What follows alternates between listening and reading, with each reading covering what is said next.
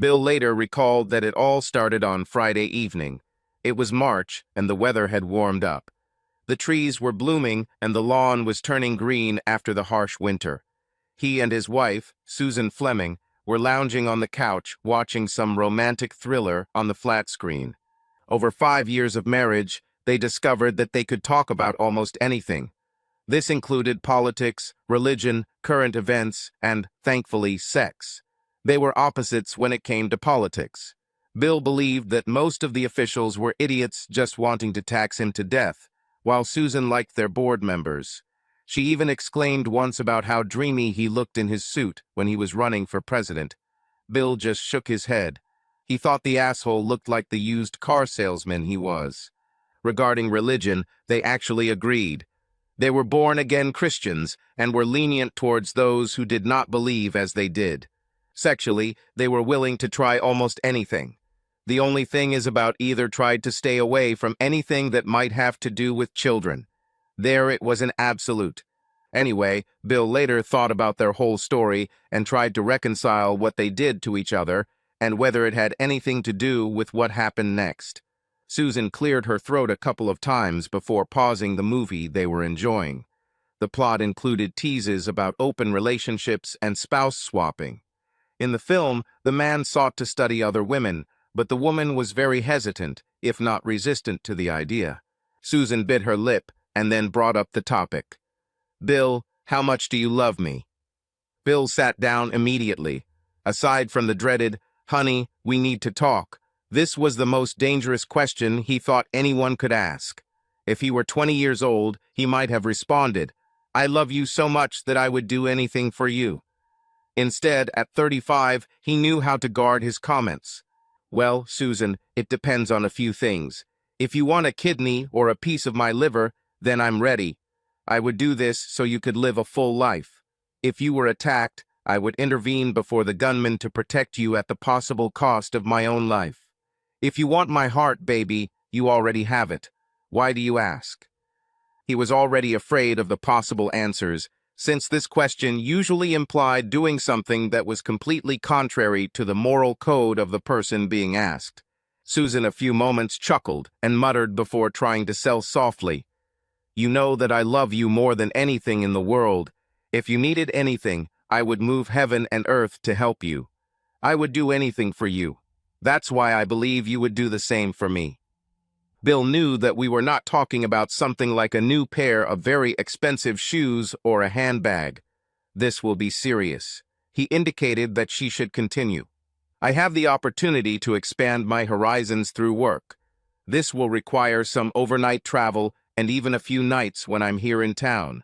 My boss, Trey, gave me this opportunity. Salary, and I'll probably pick up some new skills." Bill was suspicious of these horizons, so he asked, "What are these new horizons, dear?" Susan for a while again chuckled and meowed. He could see that she was trying to explain it in terms that would be ambiguous enough that he might not understand everything. Lisa Tennant is our current special company ambassador. She has been doing this job for several years and now wants to cut costs and be at home more often. Trey thinks I would do well in this position. This entails meeting clients and potential clients and attracting them to our company. This is important work. You are now an administrative secretary. What specific skills do you need to acquire in order to engage in this courtship, as you put it?" Susan grunted and wrinkled something again. "I believe I have most of the necessary skills. There are just a few skills that Trey said I would need to be a great special envoy." Bill tilted his head to the side, indicating that he was unsure but wanted her to continue. She took a deep breath and continued. "Some of the responsibilities involve playing hostess at meetings. I used to be a waitress, so it won't be hard, but Trey said I'll have to bartend from time to time, so it won't be hard, so I'll be taking a bartending course to help with that." She stopped and looked at him. "Sorry, but being a waitress and bartender doesn't require you to ask me how much I love you. What else?" "Well, Lisa told me that I would also be responsible for the personal needs of clients. This could include escorting someone to a gala or dinner, being a personal shopper from time to time, or even providing entertainment as needed. Let me guess, accompanying a male client to an event, buying things, possibly very personal items, and you can't sing or play a musical instrument. I'm guessing the fun might be sexual in nature. He tried to remain calm as he gave her his interpretation of the work. She saw his face getting redder. She bit her lip and nodded. He continued, I'm guessing the skills you don't have but need are some types of sex. She nodded slowly. She realized that she had done everything wrong. Perhaps she should have waited until nighttime and after they had sex. Then he might be more receptive. I see, and where are you going to learn these new skills? I'm sure Trey said that he would be ready to provide the necessary skill, and Lisa would teach you the intricacies of sex. Am I right? Again, she nodded slowly. And how much do professional concierges earn these days? I was promised an extra $20,000 a year as long as I performed. If I performed up to par, it could be more. Who sets the standard, Trey? Yeah, and Lisa too. We'll need to get some practice before I can date clients. You've always refused a lot in bed, and I've never seen you show the slightest interest. On the contrary, it usually turns you off. Why the sudden change?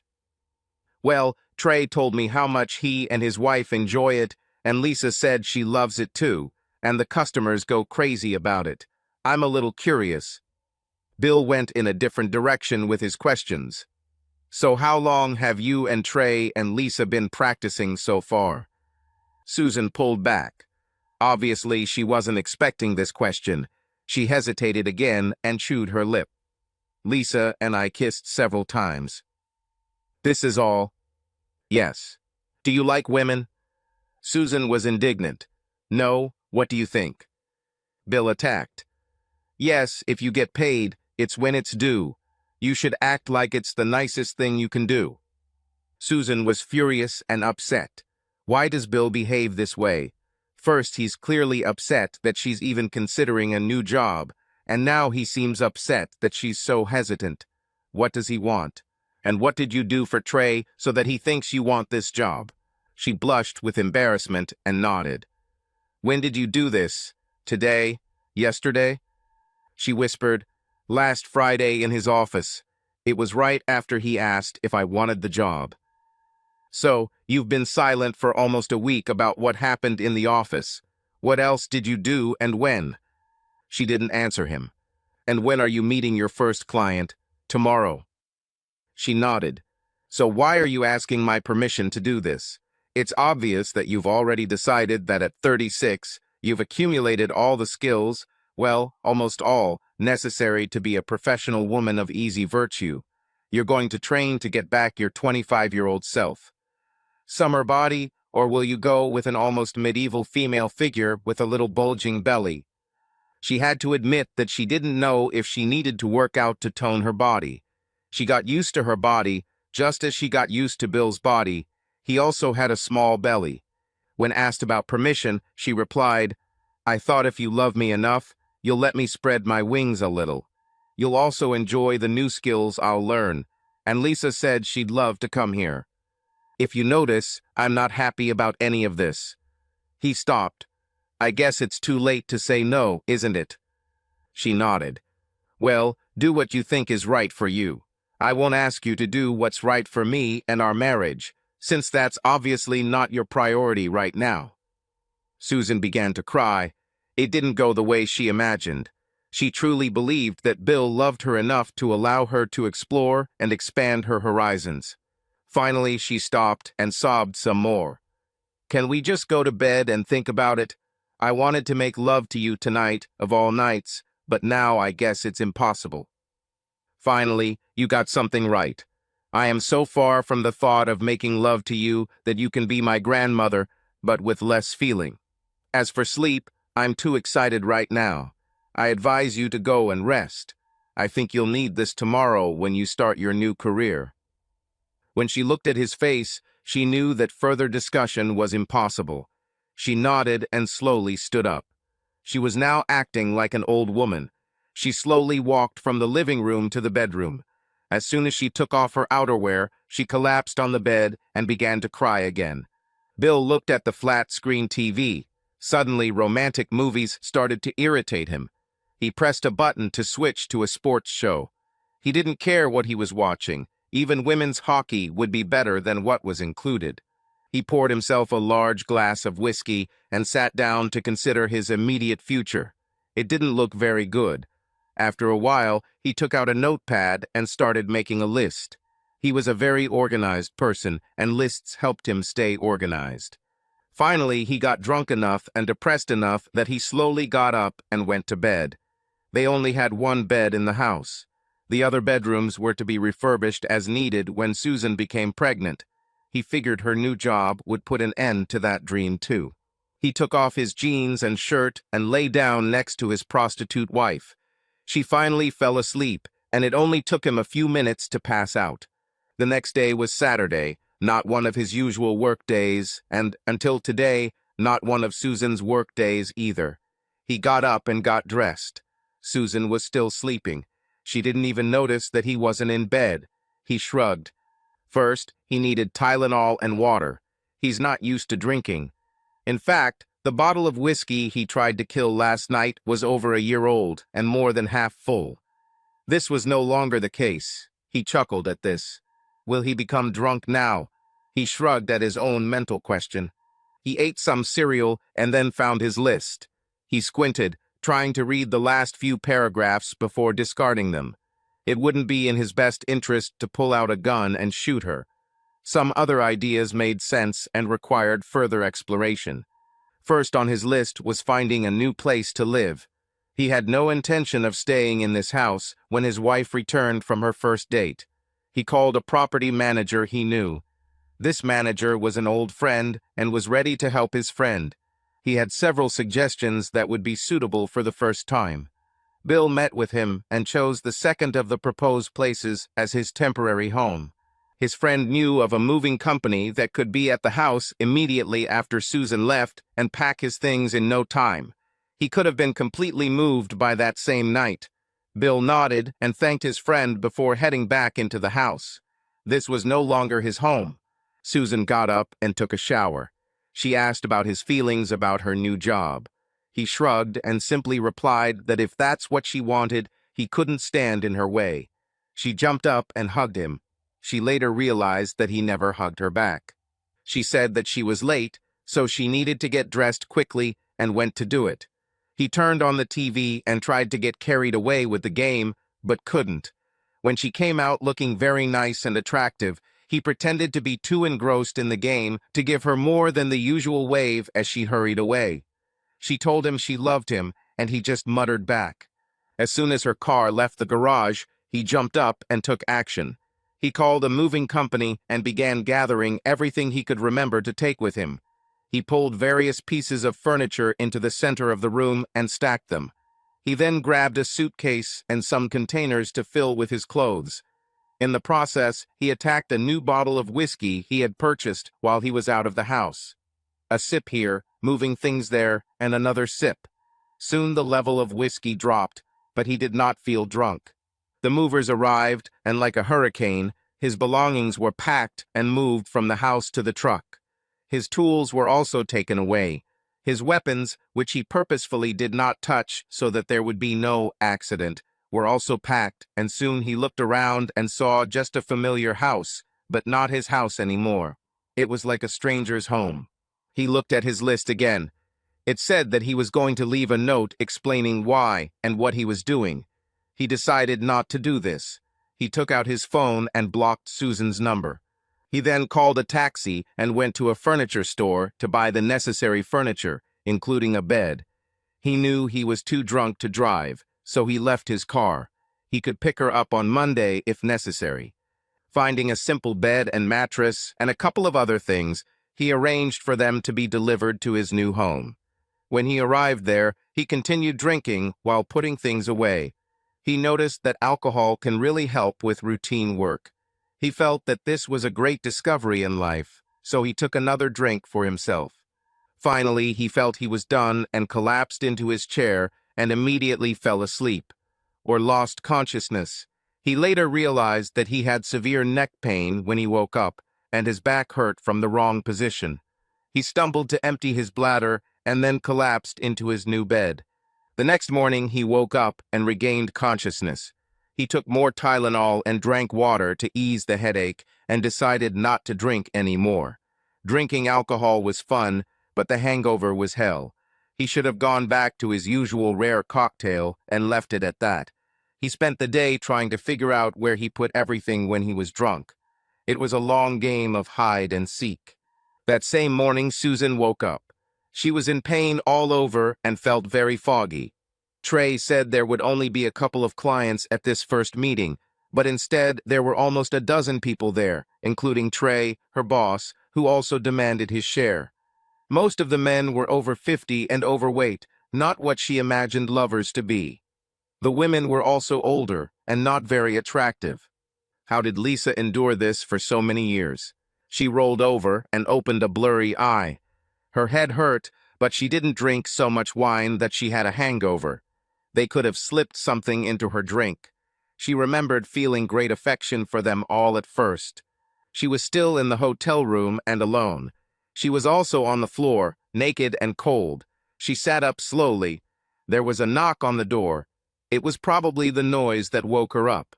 She was still trying to get up when the door opened and the maid entered. Susan was horrified to be caught like this. The maid muttered something to her in Spanish. Susan didn't speak or understand a word of Spanish, but she took it as a reproach and that she needed to leave since it was obviously checkout time. Susan looked around and found her coat. The rest of the clothes she wore to her new job seemed threadbare. She put on her coat with difficulty, found her small purse, and headed to the car. She carefully got into the car. She hoped that her new experience would improve their intimate life, but now she doubted it. When she arrived home, she was happy to see Bill's car there, but when she went inside, something was wrong. In her hazy state, it took several minutes before she realized that his favorite chair was missing. His favorite coffee mug, which usually sat on the back of the kitchen table next to the sink, was also gone. She checked the dishwasher, but it wasn't there. She walked around the small house. The table and its shaving accessories were missing. His gun cabinet was also gone, leaving only a heavy mark on the carpet. She went out into the garage and saw that his tools were also missing. The lawnmower was still there, as were the gardening tools. With trembling fingers, she dialed his number and called. After a few rings, the voicemail went on, and she left a message asking where he was. She returned to the house and to the bedroom. I checked the closet, and as expected, his things were empty. He left. A vague feeling did not leave her. The fog in her head prevented her from thinking clearly. It finally dawned on her that he hadn't given her permission to research the new job, he'd just let her assume it. She took a long, hot shower and went to bed. She was too exhausted to do anything else. She woke up late in the evening when her bladder forced her to stand up. The house seemed cold and lifeless. Just the other day, the house seemed so warm and welcoming, but it wasn't like that anymore. Susan heated up a can of soup and forced herself to eat, even though she had no appetite. She checked her phone. Nothing from Bill. She called her parents, but they heard nothing from him and made some snide remarks about what an unreliable person he was for leaving without explaining what was going on. She had such a headache that she could hardly hear them. Fortunately, she was used to their comments and ignored them. If her head didn't hurt so much, she might have told them the truth, that the problem was her and not her husband. She then decided to call Bill's parents. They didn't hear anything from him either. When they asked what the problem was, she began to stutter and mumble that she was just looking for him. To be honest, she felt worse after talking to them. She returned to bed. The next day he called work and said he was sick. He never missed work, so his boss was concerned, but gave Bill space to get better. The next item on his list was to go to the bank and withdraw half of his savings and get a cashier's check. He also visited the storage facility and removed his belongings from the safe, but left behind his wedding ring. He then left the key with the bank manager and went to another large, reputable bank and opened a new checking and savings account. After depositing most of the money there, he called HR and arranged to have his salary directly deposited into the new account. He then called all the credit card companies and arranged to have his name removed from all co-branded cards. He paid off several debts and cut a few more to complete the entire job. After visiting a good divorce lawyer, documents were prepared outlining the irreconcilable differences, and he arranged to have them delivered to Susan's home. He thought about giving it to her at work, but decided that Trey will expect it, so why give him the pleasure of helping Susan on the first day? Susan will have no one at home to support her. His list said he should call his parents, and he did. He simply told them that he had moved due to some problems. He didn't go into detail. He wanted to call Susan's parents, but they never liked him, and they would have called her right away, so he decided not to. She also called work and said she was sick. Trey told her she did a great job, and he was looking forward to his next meeting with clients. She didn't say no right away, but she didn't intend to do it again. My health has improved a little. She still hoped that Bill would call or come home, so she took a shower and dressed nicely. Even if she didn't feel good, she wanted to look decent if he showed up. She was ready to beg for forgiveness as soon as she saw him. Susan assumed she would hear the garage door if he came to get the car, so she didn't worry too much about it. Her stomach was still a little uneasy from the weekend's events, so she simply prepared another can of soup. She sat down in the most comfortable chair in the living room, the sofa, and waited. Bill would be here soon, she was sure of it. When the doorbell rang at 4 o'clock in the afternoon, she jumped up and ran to the door, not thinking that Bill would not ring his own doorbell. She opened the door and began to exclaim, "Darling, I was so worried." But it wasn't her husband on the doorstep. Instead, standing in front of her was a middle-aged man in a very rumpled suit. "You Susan Fleming?" was all he asked. Confused, she nodded. He shoved a manila envelope into her hands and stepped back to take a photo of her with his phone. "You have been served with a summons. Have a nice day." He stepped back from the porch, watching her reaction. It was obvious that some people were not happy to be served with any court documents. He then turned and quickly walked to his car, got in and drove off before Susan could ask a single question. She slowly walked back into the house and placed the envelope on the dining room table, then collapsed into a chair. With trembling hands and tears on her face, she opened the seal and took out the papers. When she saw a headline with the word litigation, she realized that she had made a fatal mistake regarding her relationship with Bill. She crumpled the papers in her hand, leaned over and laid her head on the table, sobbing over the destruction of her marriage and the pain she had caused to the only man she had sworn to love, respect, and cherish 5 years ago in front of God, the priest, and their families and friends. When she stopped crying and raised her head, she realized that it was already dusk, and it was the perfect time of day for her current feelings. She needed someone to talk to, and the first thing that came to mind was her mother. Susan took out her phone and dialed a familiar number. "Mom, Bill filed for divorce, and I don't know what to do." Of course, Susan's mother, Denise Winters, immediately wanted to know what this scoundrel son-in-law had done to her dear daughter. Susan knew this had to be nipped in the bud. "Mom, it's not Bill's fault. I did a terrible thing to him on Friday night and made it worse on Saturday.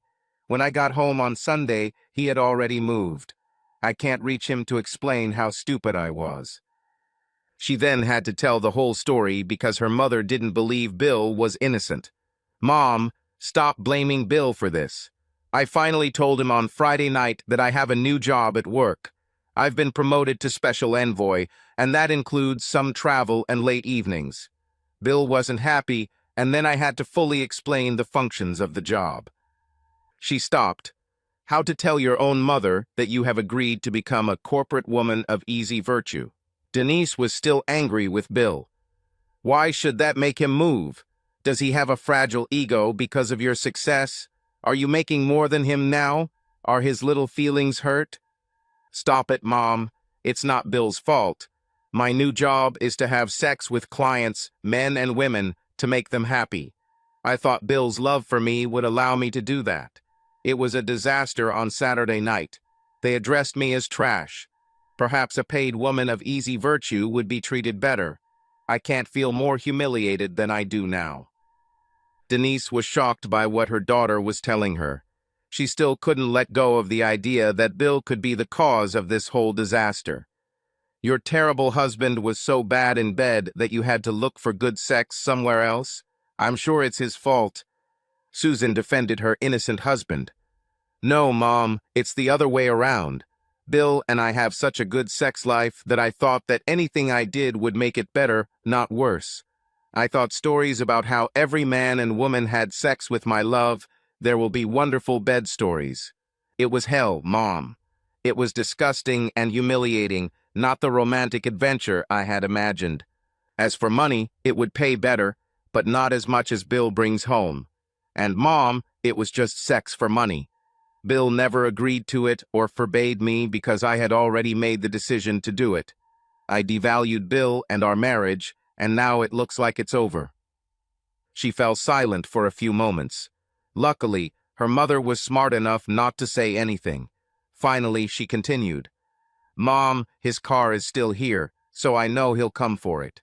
Why it's still here, I don't know, but I know he needs it. I can't leave and risk missing him, so can you come?" Denise will always blame Bill for this mess, but she was shocked that her daughter decided to do this regardless of Bill's provocation, which she believed took place. She never raised her daughter to do such terrible things, so it had to be something Bill did to bring her to this point. Of course, she will come to Susan. She hung up, texted her husband about what was going on, and headed to the Fleming house. Meanwhile, Bill's lawyer contacted him about some important news.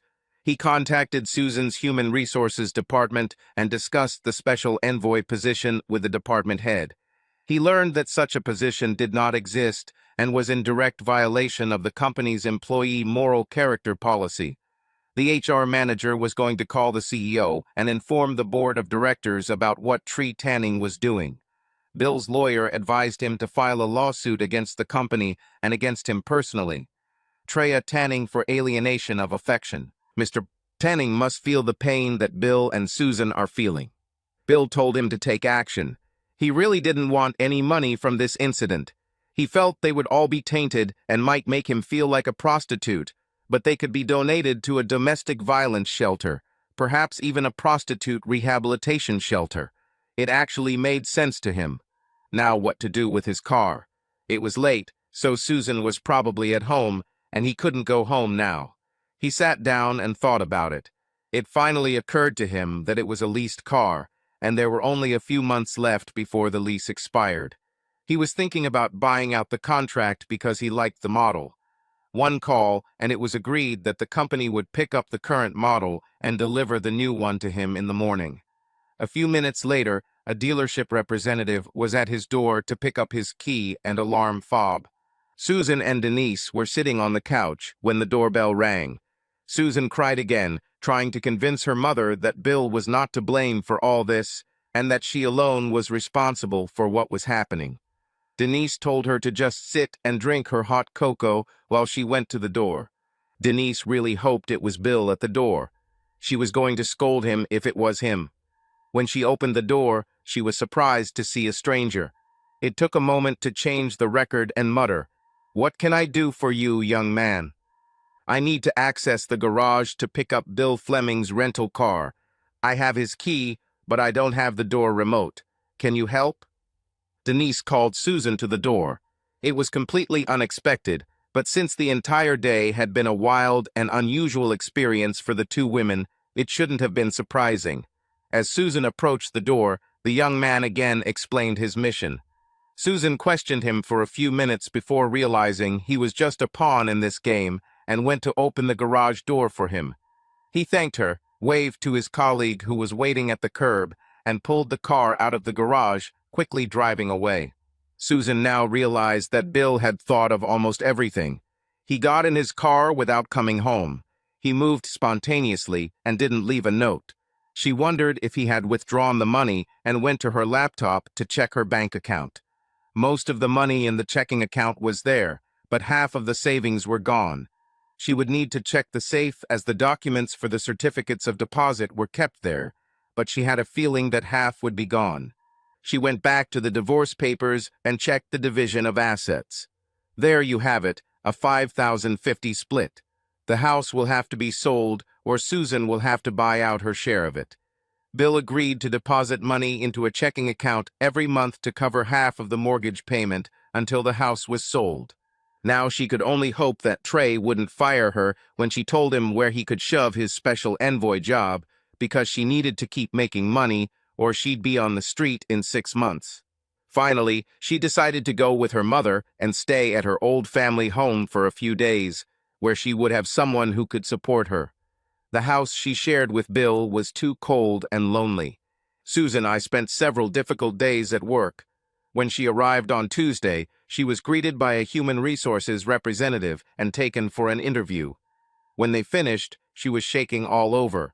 She should have known that the company would not officially approve of such behavior. The HR representative advised Susan that the consequences of the investigation could affect her if she did not fully cooperate. Susan held nothing back in her description of all events. The HR rep was surprised that this went on for years with Lisa and Treem. A call was immediately made to invite Lisa to another conversation. Susan returned to her desk and tried to figure out what to do next. Quit? Where will she go? She doubted she would get any advice from Trey or even from the HR department. And now she felt that the only job for which she was qualified was that of a street woman of easy virtue. Besides, who would want to see a 36-year-old housewife at their event? She laid her head on the table and cried. All her colleagues came over to find out what happened. After all, she had worked there for many years and was friendly with many of them. Finally called Trey, and he took her to his office, trying to figure out what was happening. Susan finally dried her face and blew her nose. She looked at the man she once respected. Now she saw him as a scoundrel who used everyone he could to advance his career. You lied to me, bastard. You said I would be a respected member of the team, not a woman of easy virtue who would be treated like trash. I'm guessing you even lied about the salary increase. You said my husband would be fine with this. Now I'm getting a divorce, my job and future are in jeopardy, and you're under investigation. Trey was shocked by her revelations. Yes, he hadn't seen Lisa for the last hour, but that wasn't unusual. When did everything change? Yesterday, participants of weekend events made large orders from him. They were looking forward to sleeping with Susan again, and he was already planning when to try her services again. Susan stood up. Oh, by the way, in case it wasn't obvious, I am no longer your special envoy. If there is any retaliation on your part, I will find my husband, take one of his guns, and come back here to shoot your manhood off. I was stupid to listen to you and your Lisa, but I swear to God I won't do it again. I hope you rot in hell. She slammed the door on her way out. She quickly gathered her things and left the building. She was sure that she had already been fired, so there was no point in trying to salvage anything from this place, at least not today. She went to her parents' house and told them what happened. For some reason, Denise began to hate her son-in-law again. Nothing Susan could say changed her belief that Bill was the source of all of Susan's problems. On Wednesday, she called HR and asked about her status as an employee. She was told she could take the rest of the week of paid leave and report to her new department with a new supervisor on Monday. She was also asked to keep her phone handy in case any questions arise. From that point on, the divorce became pretty straightforward. Susan contacted a lawyer and filed a counterclaim. A hearing was scheduled for Friday. She asked for counseling, and the judge agreed. Bill and his lawyer shrugged and asked for a few conditions. The judge asked which ones exactly. Your Honor, you have scheduled 10 sessions, but we would like 12. We also ask that the payment for the sessions be at the expense of the wife, Susan Fleming, because it's her request. We would also like to be able to interview each potential consultant, as my client wants a neutral intermediary, not someone with an agenda. The judge agreed to their request, but stated that if Bill could not agree to a therapist within a reasonable time, he would appoint a therapist without conditions, and Bill would be required to pay for 12 sessions. Bill nodded in agreement. Thus began the search. Susan was encouraged by the idea that Bill might be willing to reconcile if he wanted more sessions than she requested. Her lawyer warned her before the hearing that Bill might refuse counseling or request fewer sessions. Over the course of a week, both Susan and Bill interviewed several therapists and also checked references with other divorced people. When the lawyers compared the lists, they found a couple of therapists who were on both lists. Bill still refused to communicate directly with Susan. All their correspondence went through their lawyers. Susan returned to work and braved the gossip. Lisa and Trey were immediately dismissed and escorted to the front door by security. The new head of this department had been promoted, and gossip said that she strictly followed company policies. There were no excuses or second chances as the company tried to rebuild its reputation. Gossips also said that several clients were notified that they had to appoint new representatives or their business would be terminated. Susan simply nodded her head, remained silent, and carried out her duties as best she could. She finally returned to her home. After rearranging the furniture, it became easier to accept the fact that Bill's things were no longer there. However, the house was still a cold and lonely dwelling. Susan looked forward to her therapy sessions, if only to be able to talk to Bill again.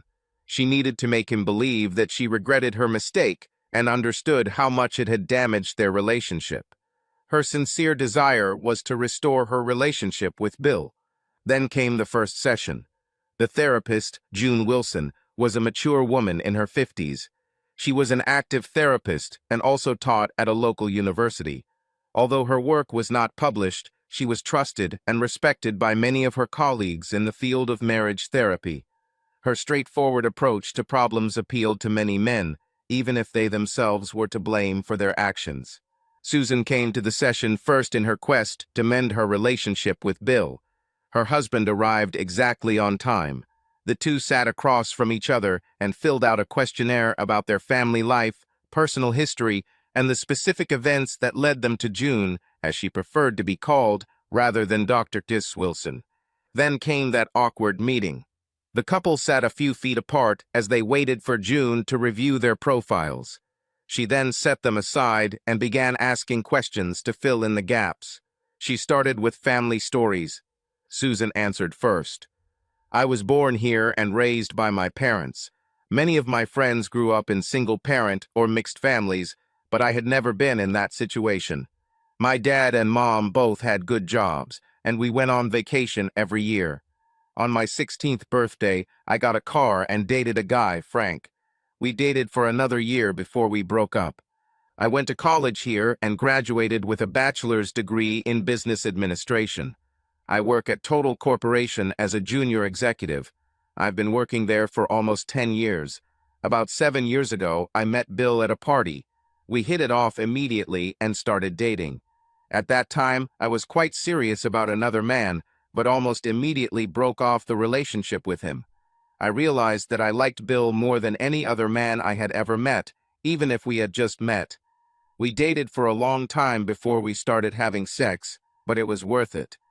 We got along, or so I thought, on all levels. We got married and settled down. We had our families, a few close friends, and each other. We didn't need anything else. In fact, we were planning for me to get pregnant soon before everything fell apart. Now we are here. Susan fell silent, and it became obvious that this was the end of her story. June nodded and asked a few questions about her childhood, but didn't touch on the events that brought the couple to her office. Then she turned to Bill. Please, Bill, if you can, tell us about your childhood and growing up, and then about meeting Susan. I think my childhood was a little like Susan's. I also come from a stable two-parent family, but unlike Susan, I have 2 brothers and 2 sisters. I'm not the eldest or the youngest, or even the middle child. I'm just one of many children in a loving and stable family. Both my parents work and work hard, but I guess money was always tight trying to feed a family of 7. There were a lot of things we all wanted for ourselves, but we didn't get it. We learned to live with each other and compromise. It wasn't that bad. In fact, if you think about it, it was even very good. My brothers and one of my sisters moved to other states, so we don't see each other like that, often as you would like. When we were little, I think our parents couldn't afford big trips every year, so we went camping and fishing. There were a lot of skills you had to master to do it. It made scouting a little easier, I tell you. He stopped and smiled at the hundreds of memories that flooded into his head. I think we could talk for hours about the pranks we all got into, not just me and my brothers. My sisters were tomboys too and could fight just as well as us boys. They were good shots too. I forgot to mention that we hunted deer and pheasants in season to help with meat. Although venison is not my favorite meat, it helped the budget a lot and kept us outdoors most of the time. He stopped to catch his breath. In high school, I wanted to take all the technical classes I could. I passed the prerequisites and barely passed Spanish, but that got me into college. I participated in sports, but I wasn't a first-team player in any sport. When it came to dating, I was quite shy. You wouldn't think so, considering how many brothers and sisters I had, but I was shy. I had occasional dates after getting my driver's license, but nothing serious. I didn't have my first serious girlfriend until I got to college. Her name was Rita. She was a nerd like me. We both studied to be engineers and constantly studied together. Then graduation came and I took a job here in the city, and Rita accepted a job offer on the coast and left a few days after graduation. She wasn't local, so she didn't have family to keep her around. I missed her, but I realized that I missed the sex and the study partner more than Rita herself. I loved her, but I wasn't in love with her. Then I started dating again occasionally, trying to find the one I wanted to be with. Yes, there was sex from time to time, but the relationship never lasted longer than 6 to 8 months before each of us realized that the depth of feeling was simply not the same. Then there was that party where I met Susan. I was just there out of respect for a friend, a wing friend of sorts. I wasn't looking for someone to date, but I saw Susan across the room, and I just had to meet her. One day, I awkwardly approached her and started a conversation, and we hit it off, as she already said. We started dating, and I knew that she was the one, the only one for me. We dated for a long time before getting engaged. I think my engineering mind wanted to be logical and have absolute confidence in us before deciding on a lifelong relationship. I never regretted this decision until recently, when Susan's work became more important than ours. June made a note and then looked at him. How is it that the job Susan has been doing since you met her suddenly becomes a problem? Bill waved his hand towards Susan. I think she should tell her side of the story first. June looked at Susan and expressed confusion. Susan blushed and began to tell the rest of her story. I was approached by my boss and a colleague with an offer to take on a new position as a special envoy to help my boss, to increase sales. This was supposed to include occasional business trips and even more infrequent local assignments to attract clients. Lisa, the previous messenger, also tried to convince me that this could help me and our marriage. She stopped and looked at Bill for support in her confession. The dark expression on his face made it clear that he had no intention of letting her go. She sighed and continued. The special envoy's job involved having sex with whoever Trey chose to seal the deal, so to speak. Lisa even had to teach me everything. They tried to convince me to deceive Bill and keep him in the dark about the new features of the job.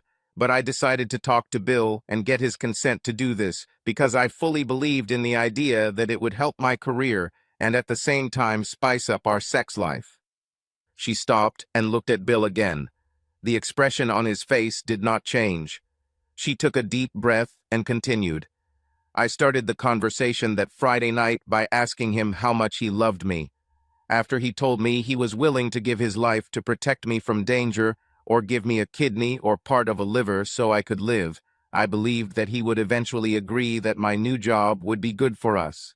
I even asked for his approval and thought I got it, but now I understand that he told me to do what I thought was right, and I went and did it. What was wrong? The next day I treated myself as I had to meet my boss and some clients at a hotel in the city center. I felt great and was looking forward to the evening. I completely misunderstood his feelings and didn't realize that he was already planning to leave me that day. She paused for a moment and looked at her hands. The cloth she had used to wipe away her tears was torn and made a mess on her lap.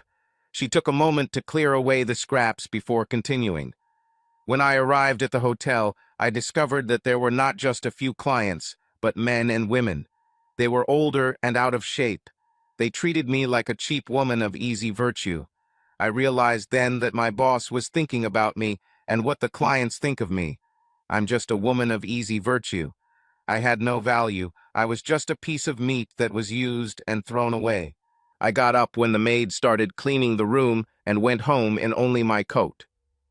She cried for a while. Even Bill, who had closed his heart to her, was tempted to come closer and comfort her, as he did not know what really happened that night. He has had no direct contact with her since then. Unknown to him, she was actually enjoying her first outing. He felt sorry for her, and at the same time not sorry. If only she had foreseen what her actions would lead to. Susan blew her nose and dried her eyes. She looked at Bill and was pleased to see that his features had softened a little. Then she looked at June. Their therapist was careful to maintain a neutral expression. She wanted more information, and any change in facial expression or body language could stop or change the story. She motioned for Susan to continue. I went home, as I said, and was glad that Bill's car was still in the garage. When I went inside, I soon realized that he was gone.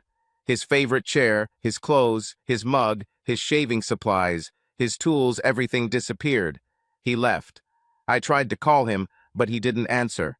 I tried to send a message, but he didn't answer either. I called my mother and asked if she had heard anything from Bill. She blamed him for everything, even after I explained what I had done. She still thinks it's all Bill's fault. She looked at her husband with an apologetic expression on her face. He shrugged, as this was not news to him. Her parents never loved him. I took the next day off so I could be home when Bill came to pick up his car. He canceled the lease and called someone from the dealership to pick it up. My mother was here when he came to pick it up. I know she was hoping that it would be Bill so she could tell him off, but even she was disappointed. Bill's parents talked to me, but they couldn't tell me where he was because they didn't know. I was served with the divorce notice that same day, and here we are. She took a deep breath as she finished. The last words came out with strong emotions. She looked at Bill. I can't say this enough, darling, but I'm so sorry I did this to you and to us. I don't know why I thought it would be a good idea. I was fully aware of what I was doing, but somehow I believed that this would be good for us. I planned to do this for a few years and then focus on having our children. I ruined everything. She got up and left the room. She needed to find some place, perhaps a bathroom, to just sit and cry before returning home to the cold and lifeless house she occupied. After she left, June and Bill looked at each other in silence for a while. Bill couldn't read her body language to tell if she wanted him to go after his wife. Bill didn't intend to. He loved Susan, but she hurt him and their relationship so much that he couldn't see living with her again. What if she has another crazy idea about how to improve their sex life and tries it? No scenario played out well in his head. He told June about this. He decided to describe his thoughts and fears to her. She asked a counter question. Has Susan ever done this before? Did she have fantasies?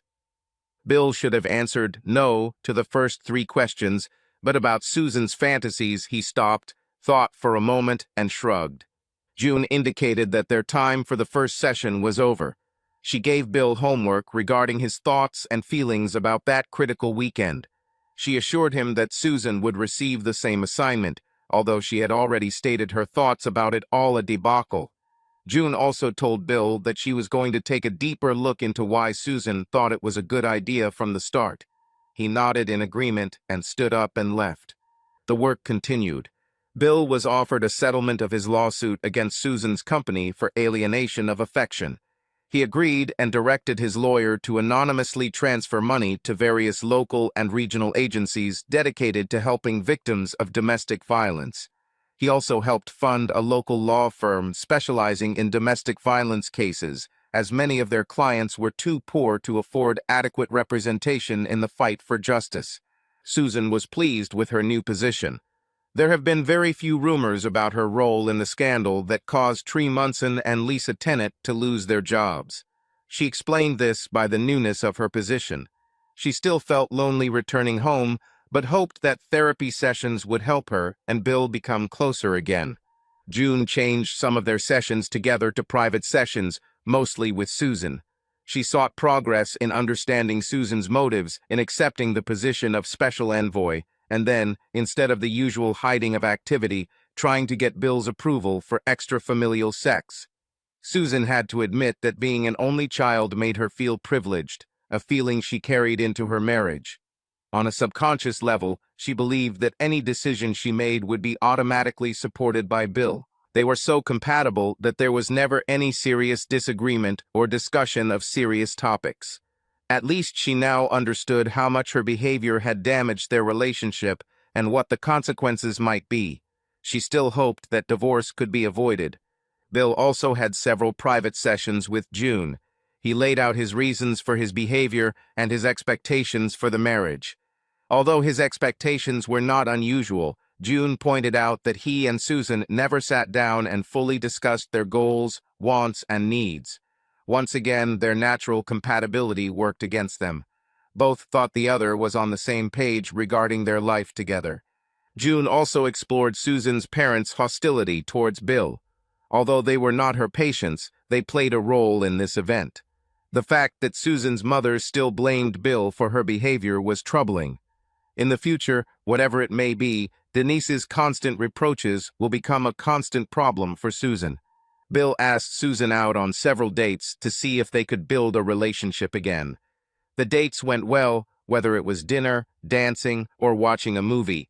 But when the evening was over, Susan couldn't get Bill to go home, to a hotel, or even to his apartment for sex. He just didn't show interest. During their last session together, Susan raised the issue of lack of true affection and sex with June. June then asked Bill about his feelings, and he was straightforward. Since that Friday night when she told me she was going to do it, and that the next day was already planned, and she had every intention of doing it, I haven't had any sexual feelings for her. She could have been one of my sisters. I have no interest in rekindling or even attempting to rekindle this aspect of our relationship. In fact, unless you have any more questions for me, I'm done here. I attended these sessions to understand why Susan decided to do this. You've done a wonderful job digging into her reasons and continuing to help her. But I have, however, accepted the transfer to another facility and will be moving in the coming weeks. He turned to stunned Susan. I advise you to allow the divorce to run its course as stated in the documents. Any delay on your part for any reason, and I will return to your company and demand that you be fired and blacklisted in this city. I will send copies of your statements to everyone who I consider important to you so that you feel their anger or perhaps just disappointment in what you did. I also changed the phone numbers and only my parents and my boss know them. Don't try to get them to help you contact me. I told them that we had differences that could not be overcome because they love you very much. No hotel, so I would have to tell them what you really are like. He stopped at the door. I really hope everything goes well for you. Find a good man and treat him with the same respect he treats you. Don't make mistakes like that again. He went out and closed the door behind his wife and his past life. Subscribe to our channel so that your love doesn't cheat on you, and go ahead and listen to the next story, because this story is nothing compared to the next one. If you're under 18, don't even think, click to the next one.